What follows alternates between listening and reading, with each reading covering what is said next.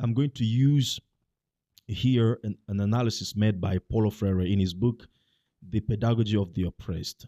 He argued that the oppression always produce a duality in the minds of an oppressed. In other words, when you do a psychoanalysis of any oppressed person for a long time, as we have been as African people, you will find that these people suffer from what is called the duality, right, of being.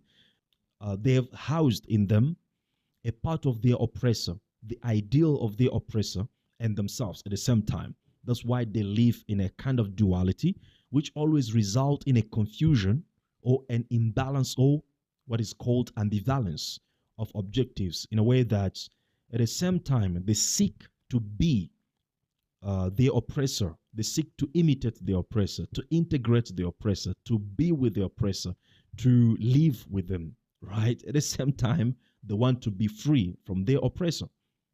So this attraction of the oppressed toward his oppressor, and at the same time his desire to be free, is what is called dualism, that always produce confusion in the minds of an oppressed person, so that they don't sometimes position well their goals and their objectives, even pursue them.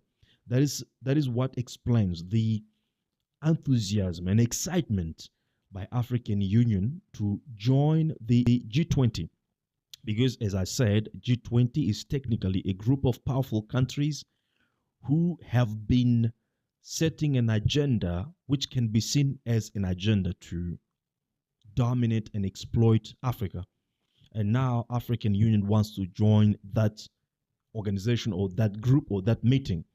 The question that we need to ask is, do we expect to be free? Because, as I said, the most important question for us is the liberation. So here the question is, do we expect to achieve this liberation by integrating the G20 meeting? That's the question that you and I have to answer individually as we look at this reality. But most importantly, what Paulo Freire argued further is that